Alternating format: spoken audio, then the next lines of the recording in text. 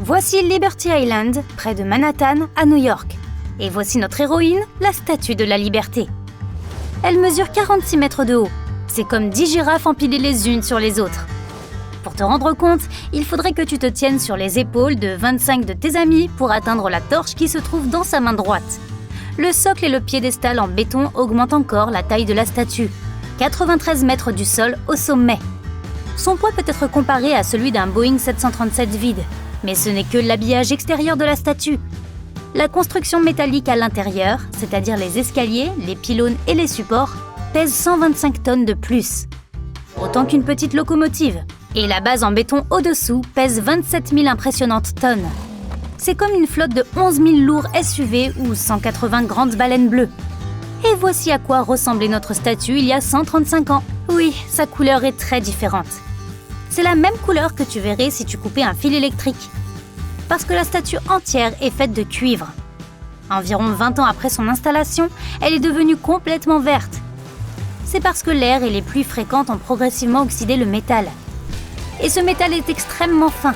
Les concepteurs auraient pu prendre des feuilles plus épaisses, mais la statue aurait alors été encore plus lourde et elle se serait écroulée sous son propre poids. Un peu plus fin et l'oxydation et la corrosion du métal auraient fait des trous dans la statue. Le sculpteur avait bien réfléchi à la construction de son œuvre et il a fallu plus de 10 ans pour la réaliser. Mais tout a commencé avec ce modèle fait d'argile. Il ne mesurait qu'1,2 mètre de haut. Tu es probablement plus grand que cette mini-statue de la Liberté, même avec sa main levée. Le modèle suivant était en plâtre. En augmentant la taille, le sculpteur pouvait ajouter des détails et affiner sa statue. Par exemple, un détail qu'il est impossible de voir depuis Liberty Island ou même depuis le piédestal, ce sont les chaînes. On dirait que la statue les a brisées, ce qui symbolise la liberté. Le modèle suivant mesurait 10 mètres de haut sur la longueur d'un bus scolaire. C'est environ un quart de la taille actuelle de la statue, et c'était la taille maximale que le sculpteur pouvait produire dans son atelier. Puis le sculpteur a procédé à la fabrication des pièces en taille réelle, la tête et la main tenant la torche. L'autre main tient une tablette de pierre sur laquelle sont gravés des chiffres romains désignant le 4 juillet 1776, jour où les États-Unis ont signé la Déclaration d'indépendance. La couronne est un autre détail symbolique. Les 7 rayons qui la composent représentent les 7 mers et les 7 continents. En d'autres termes, l'ensemble des océans du monde et l'ensemble de la masse continentale. Il était donc temps de construire la version finale de la Statue de la Liberté. Les constructeurs devaient d'abord fabriquer toutes les parties de la statue en plâtre. Voici sa tête. Ils habillèrent le modèle d'une fine couche de bois qu'ils ajustèrent et façonnèrent afin qu'elle reproduise exactement ses formes et ses courbes. En d'autres termes, ils réalisèrent un moule. Ensuite, la structure en bois fut posée par terre et recouverte d'une feuille de cuivre. Il ne restait plus qu'à façonner la feuille de cuivre selon les courbes de la statue à l'aide de marteaux et d'une presse. Les feuilles furent ensuite renforcées de l'intérieur avec des sangles de fer. On répéta cette procédure 350 fois. C'est le nombre de feuilles de cuivre qui compose la Statue de la Liberté. Mais sans un renfort supplémentaire, elle se serait effondrée sous son propre poids ou aurait été simplement emportée par le vent. Et c'est là que Gustave Eiffel entre en scène. Oui, c'est l'ingénieur français qui a ensuite construit la structure métallique la plus célèbre du monde, la Tour Eiffel. Gustave Eiffel a conçu le pylône de fer qui servirait de colonne vertébrale à la statue. Puis des structures métalliques plus petites ont été ajoutées tout autour. Plus tard, les 350 plaques de cuivre de la Statue de la Liberté y seraient rattachées. Et là, tu peux déjà voir la forme de la future statue. Les structures métalliques reprennent la forme de la torche, de la tête et de la tablette qui se trouvent dans la main gauche. Même si cette structure métallique pèse plus de 100 tonnes, elle est encore assez flexible. Ainsi, même maintenant, la Statue de la Liberté entièrement assemblée se balance un peu. Quand le vent souffle fort, elle peut se balancer de 12 cm à son sommet. Il a fallu environ 10 ans pour terminer le travail. La tête de la statue a été exposée dans un musée de New York. Et sa main avec la torche en France.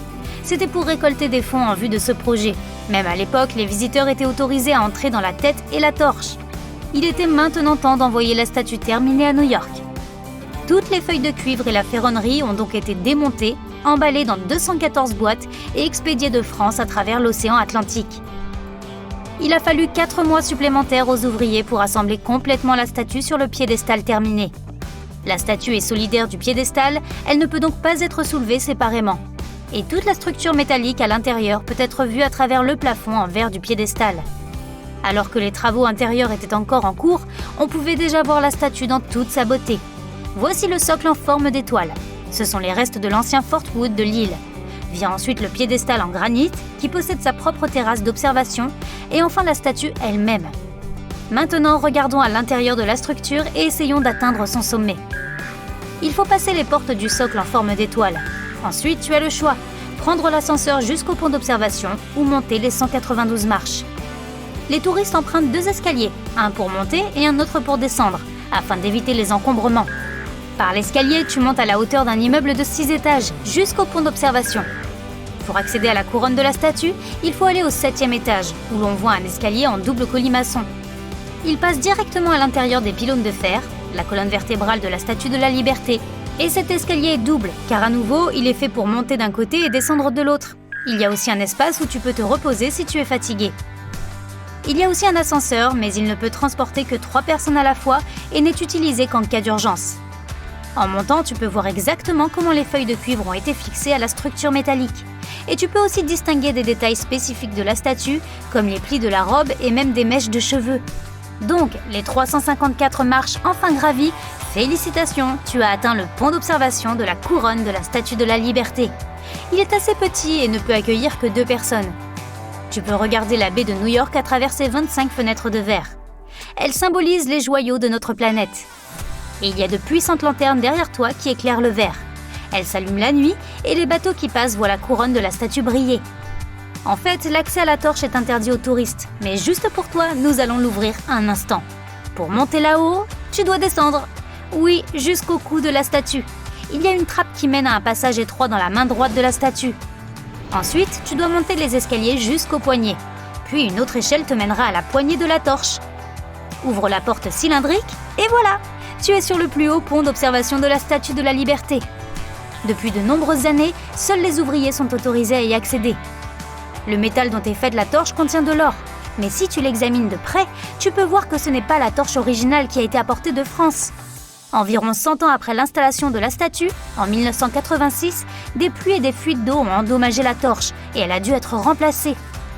Au début, l'ancienne torche était exposée comme une pièce de musée à l'intérieur du piédestal, à l'entrée. Mais récemment, un nouveau musée a été construit sur l'île et la torche y a été déplacée. Selon une légende, la Statue de la Liberté aurait été offerte par le peuple français aux États-Unis pour célébrer les 100 ans de leur indépendance. Mais l'argent ayant servi à la fabrication de la statue fut en réalité collecté des 2 côtés de l'océan et le sculpteur lui-même fut inspiré en Égypte par les statues colossales qu'on y trouvait. De plus, la statue est arrivée 5 ans trop tard pour le 100e anniversaire de l'indépendance. D'après une autre légende, Thomas Edison aurait un jour voulu faire parler la statue. Il voulait placer un énorme phonographe à l'intérieur. Sa puissance aurait permis qu'on l'entende jusqu'à Manhattan. Heureusement, il ne l'a pas fait. Ça aurait fait un bruit insupportable sur l'île et effrayé tout le monde.